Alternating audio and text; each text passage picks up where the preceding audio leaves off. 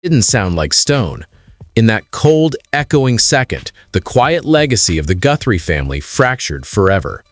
It was a Tuesday afternoon when the earth behind the Guthrie estate gave up a secret it had been holding for nearly 30 years.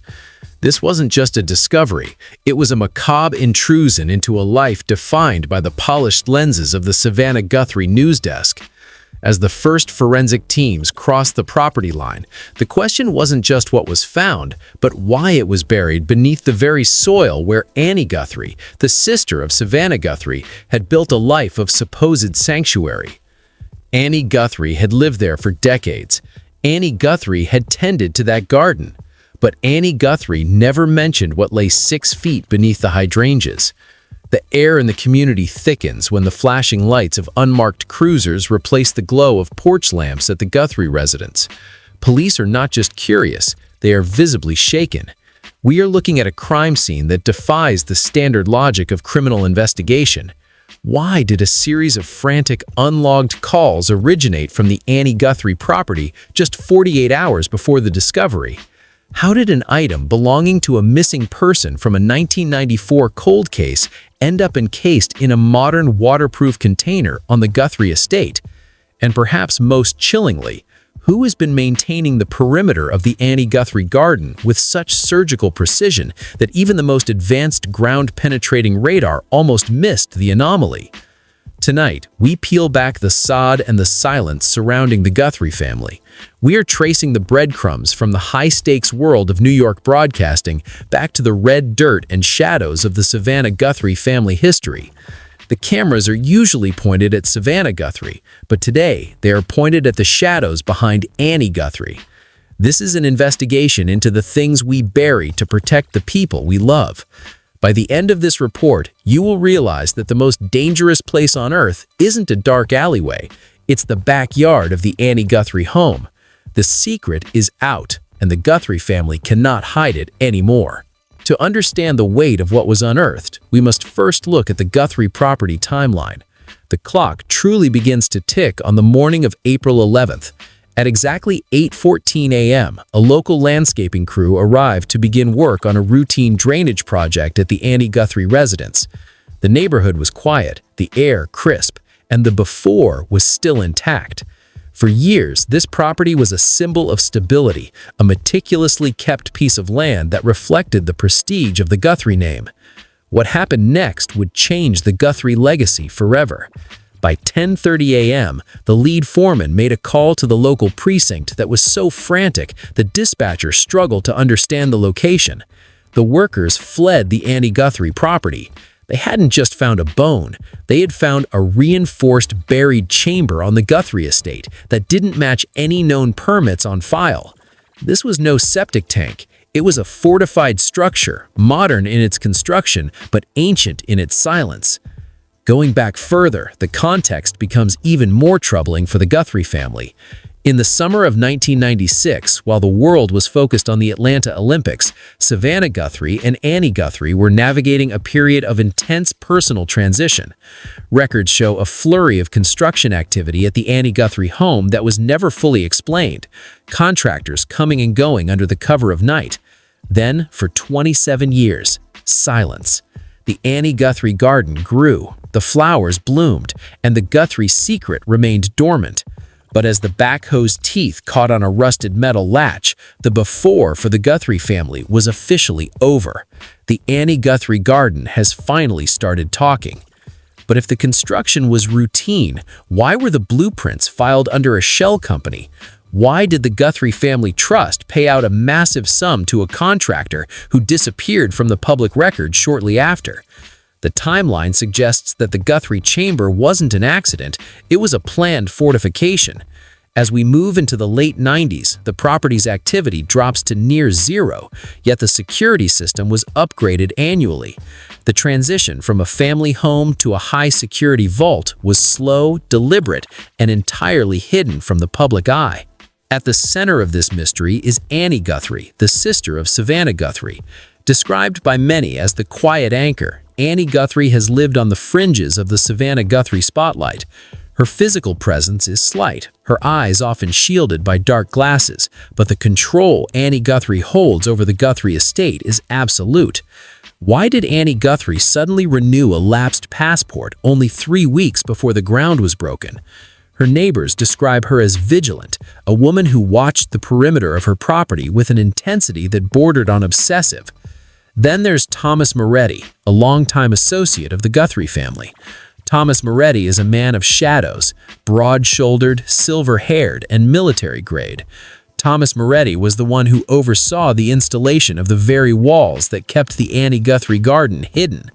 The relationship between Thomas Moretti and Annie Guthrie has always been described as professionally intimate, yet the whereabouts of Thomas Moretti on the night of the discovery remain a glaring void. Was Moretti the architect of the Guthrie chamber, or was he the guardian? We must also consider Sarah Jenkins, a former domestic employee for the Guthrie family. Sarah Jenkins describes an atmosphere of contained panic at the Annie Guthrie home during that 1996 window. Sarah Jenkins recalls Annie Guthrie standing in the garden at 3 a.m., not planting flowers, but staring at a patch of bare earth with a look of absolute paralyzed grief. Sarah Jenkins, Thomas Moretti, and Annie Guthrie, every one of them holds a fragment of the Guthrie truth. What was the true nature of the bond between Annie Guthrie and Thomas Moretti? According to Sarah Jenkins, they spoke in shorthand that no one else could follow. They shared a burden that had nothing to do with the polished world of television. If Thomas Moretti was the muscle, Annie Guthrie was the mind. But who was the Guthrie chamber built for? Was it a prison or was it a sanctuary?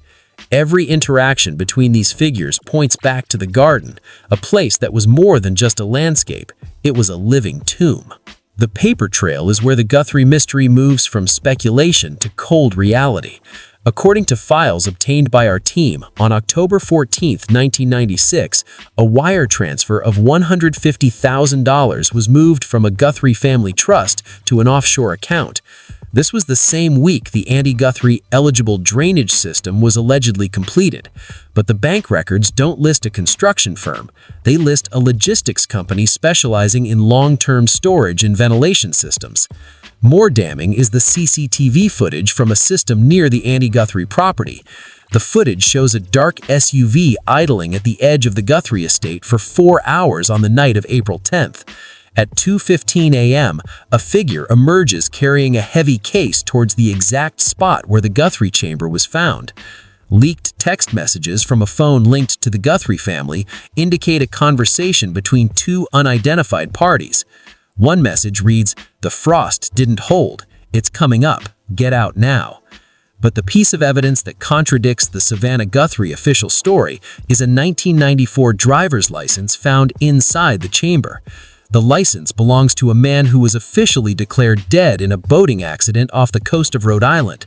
If he died at sea, why is his identity buried in Annie Guthrie's garden? This document, encased in a modern waterproof container, suggests that the Guthrie family didn't just know this man, they were housing his legacy. Our team also uncovered a series of unlogged emergency calls placed from the property on the night of April 9th. These calls were disconnected before a dispatcher could respond, but the location was pinged to the Guthrie estate. Why would a high-profile family avoid the authorities during a crisis? The forensic analysis of the Guthrie chamber revealed something even more disturbing: DNA traces that do not match any living member of the Guthrie family, yet share a 99% genetic markers with a missing persons case from 3 decades ago.